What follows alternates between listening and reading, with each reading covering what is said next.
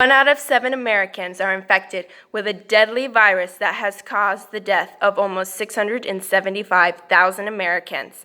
1 out of 5 people with the disease do not know that they have it, and it is still spreading like wildfire. The American government uses over $28 billion a year trying to prevent and control the spread of this disease. The virus that is responsible for this is the HIV virus, and it is responsible for what we know as the AIDS pandemic. In the 1980s, a group of gay men developed a chest infection from a bacteria that most people do not get sick from. It was found that these men had a strange virus in their blood that was named human immunodeficiency virus. The virus compromised the host's ability to fight off ordinary infections, causing them to die from illnesses that healthy individuals usually overcame. At first, because it was specific to the gay population, the government ignored and ostracized these men. Then Ryan White, a famous rock star, died from the disease and raised public awareness. Around this same time, it was found that the virus could spread through used needles and blood transfusions, and this alarmed the mass population. This gave rise to the Ryan White Care Act, which was the government's first effort in stepping in to try to find a cure and raise awareness of this disease. Multiple treatments were attempted, including AZT, which ended in tragic failure. Prevention programs such as needle exchanges and free condoms were implemented, but were soon banned because some concluded that these encouraged risky behaviors. The medical world began to understand the true nature of HIV through extensive research and eventually developed viral suppressors which can help manage AIDS. The AIDS Memorial Quilt, along with other efforts, has raised awareness, and now the cases in North America are dropping. Still, this virus has a big impact on the people of America economically and on their lives, as it can kill them. The first book that I chose was Victoria Hardin's AIDS at 30, A History. She worked for the National Institution of Health. At the same time, AIDS was emerging and is deeply acquainted with the disease. She has delivered many lectures and written many articles on the topic. James Cross Giblin writes history books for young adults and children, and he wrote about the AIDS epidemic. He wrote the book Black Death, Smallpox, and AIDS When Plague Strikes, which I chose as my second book.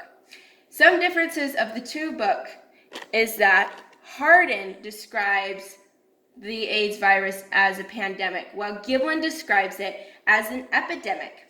Hardin talked about the origin of AIDS, while Giblin did not. Giblin provided incorrect information on how HIV functioned within the body. Hardin's description of how the virus functioned was up to date with current knowledge.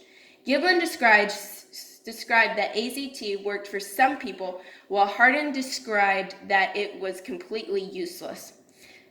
Giblin compares the virus to other epidemics and pandemics so that people will understand that it is a real virus and not some sort of strange curse. He focuses on raising awareness of the disease itself, while Hardin focuses on the fact that the disease is beginning to be controlled and that there is hope.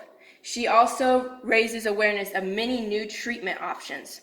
Overall, both AIDS at 30 and When Plague Strikes are covering the same event. They talk about how AIDS transferred from Africa to the US, how it was discovered through the chest virus, the Ryan White Act, the use of ACTs, the AIDS Memorial Quilt, and other prevention programs. They both agree that this virus has had a terrible impact on this country, physically, socially, and economically. They both understand how the virus spreads, and they both agree that this is a result of a virus and is not some strange curse or punishment of immoral behavior.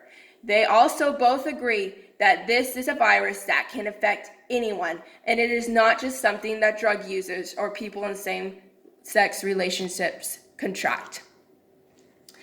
One of the differences between the two books is the length. Hardin's book is a lot longer because she has 30 years of AIDS in the U.S. to write about, while Giblin only has half of that time. Giblin could not write about future treatments or the impacts the virus had on the U.S., all of the impacts, because not all of them had happened yet. Another difference between the two books has to do with the background of the authors. Hardin sees AIDS through a medical perspective. She talks about the development of treatment options and the history behind the discovery of disease, a lot more than Giblin, who, as a history book writer, focuses on the historical impact. He focuses on the laws that change and the impact on the economy, as well as the social impact this virus had in changing people's views of immorality, or what they considered to be immorality. This difference is due to their occupation. Giblin writes history books and therefore sees things from a historical perspective, or more from a historical perspective, while Hardin, as a former employee of the National Institution of Health, sees the pandemic from more of a medical perspective. The last reason for their differences that I identified was the era of their literature. Hardin published her books in 2012 when most people had an understanding of what AIDS was. She saw a need to focus on promoting hope that a cure would be found by explaining through history that the HIV virus used to be a lot worse than it was.